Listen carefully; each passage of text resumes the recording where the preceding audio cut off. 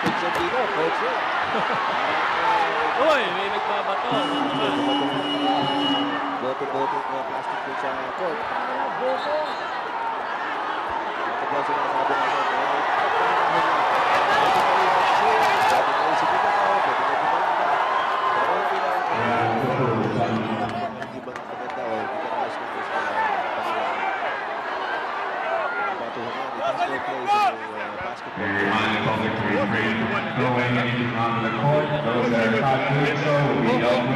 Somebody from there and threw that on the court, right? You don't see it. On him. Yellow him. I'm telling you, it happened.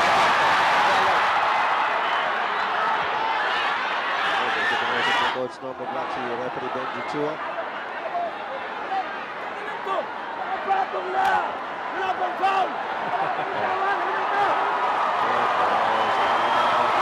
Coach Dorosky. Hindi sila nakatawagan na foul.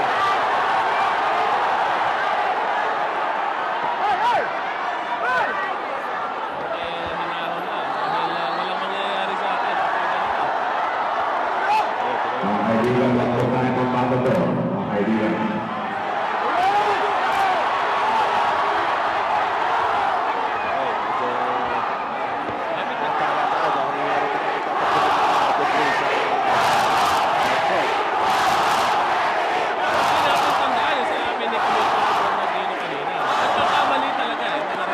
Pinaparusahan naman nila kung sakaling makita nga nila na merong judgment mistakes itong mga nangyari nung Ganito yan yung Commissioner Bernardino, yung pong suspenso kay referee De Leon at yung referee kay referee Barrera ay hindi po dahil sa nagprotesta ng San Miguel Bill. Yun po ay action mismo ng PBA. Sila mismo ang gumawa ng paraan upang paalalahanan ng mabuti yung mga referee sa mga guidelines, sa mga standards, sa pagtawag o pagre-referee dito sa PBA. So, nandiyan po ang PBA at meron po silang mga desisyon na ginagawa ukol dyan sa mga programa.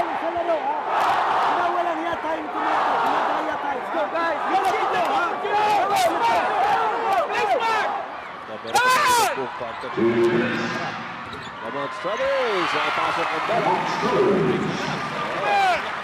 very manageable lead and then they have a foul.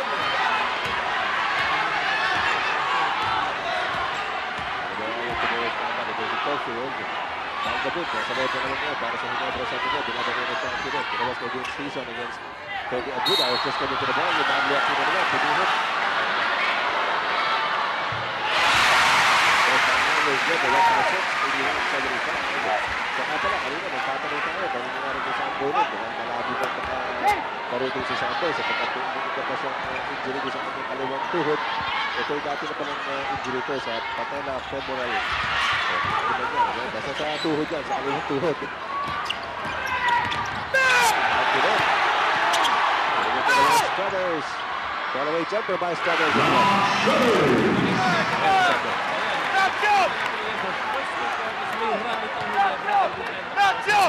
Nangyayari uli ngayon, pero 4 points na lang ang lamang nila. Ito si Tal David. Tubakol. Hey! Nakakulugan sa Tal David ko.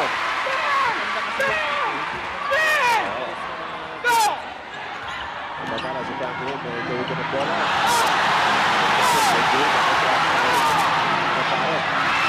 Hindi na punta na ba sa buong season ng bola. 6-point lead para sa Hinebra, 83-77. Lamont Struthers, sumaktak na naman sa road. Nakakuha ng Eagles ng Baguso. 2 seconds on the shot clock. Hindi na ako dito. Big night dito sa Pinataso. Sa Pantala Baldago! Ito na naman! Ito na naman! 17 puntos, 17 points for Bal David. Matala lang ito sa Lamont Struthers. Mabilis na ibinawa ang bola. Pinaliwa. Struthers. Puro bandaan doon ang galing. Nakatingin na lang masama. Hindi na best players ka na. Paparada ka. Medyo nagigit-git ka. Medyo sino.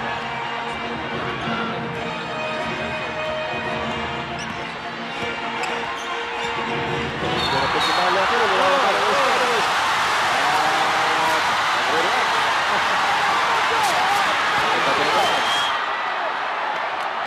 nakuha na naman dito. Sa pagkataas po ng pagkakita.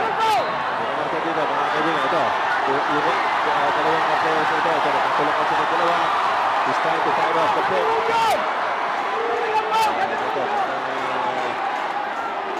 ano ba yung super? Parang naruan ng pansin. Ano? High-five lang yan.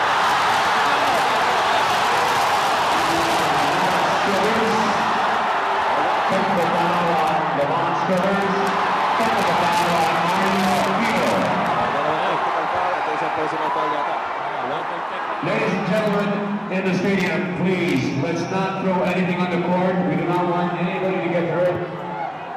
No innocent people should get hurt here at the court, so please, let us not throw anything because you don't have good aim, all right? Peace lang tayo lahat, ha? Peace lang. Peace lang tayo lahat. Referee, mismo! Ano kayo? Bisa yung galit.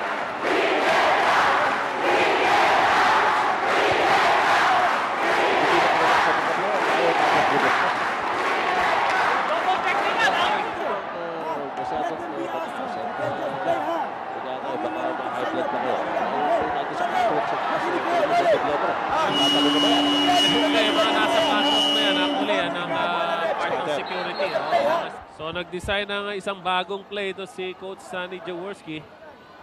After this foul shot, magiging ball possession pa rin nila. Kaya fair time to execute.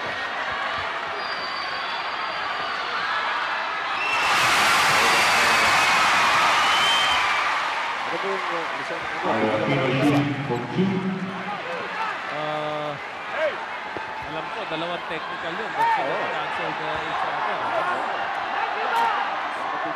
Binigyan ng isang free throw. Tapos yung foul kay Marlo talagang ano to, talagang Two shots, dahil penalty na. ano nangyari to? For Frankie Lim.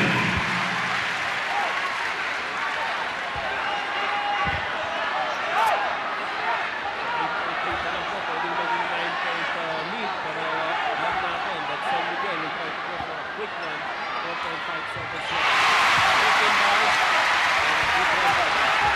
Okay, dalawa pa lang yung technical free throw binigay. Isa rin sa San Miguel, isa rin sa Ginebra.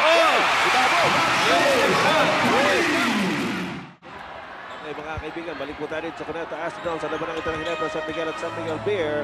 Game 4 po ito ng best of 5 series. Lamang ang Ginebra sa series na ito, 2 games to 1. Noni Locsin, lumusot! Reverse layup. At meron po sa sabit. Pagbuwan po sa kanyang Ives Dignabize sa... Pawan Ives Dignabize. Pag-apat na yan, Ives Dignabize. Fourth personal foul on Ives Dignabize. Ating po score, 88-82. Lamang ng 6 ang Ginebra San Miguel dito sa larong ito. At alalahanin po ninyo kung mananalo ang Ginebra dito sa larong ito ay matatapos mo ang serye at ang maglalaban sa kampyonato, Ginebra San Miguel at Aras Camil. Ngunit, kung mananalo ang San Miguel dito, makakaroon po tayo ng rubber match sa darating na Biyernes. Pang-limang pagtatagpo po nila sa semi-final round. Doon po natin malalaman kung sino ang papasok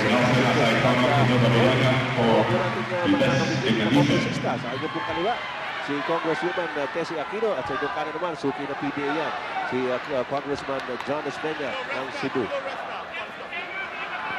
Napakaaga ng fourth quarter, pero ito si Noli Locsin, naging agresibo, nakakuha ng foul. At yung foul shot, kung matatandaan natin, kung si Noli Locsin nagdala para sa Ginebra ng huling laro. At mukhang yun ulit ang nasa isip niya ngayon na umpisa pa natin. Okay, pwede ang Buda, medyo pinasok po ito ng third quarter naman ni Coach Norman Black. Amount Stratos, nakawala kay Maalo Aquino, nandun si Vincenzo, biling ko na tira. Nakawala mo na Benny Abuda. Benny Abuda. Hindi natin nahahalata. Nag-contribute na siya ngayon. Dumidepensa siya ngayon kay Noli Locsin. Si Benny Abuda, yung talagang papel niya. Tsaka welcome naman sa kanya yung papel niya yun. Ika shock trooper yan. Pero he gives quality minutes. Vincenzo, binigyan ng pick ni Maalo Aquino.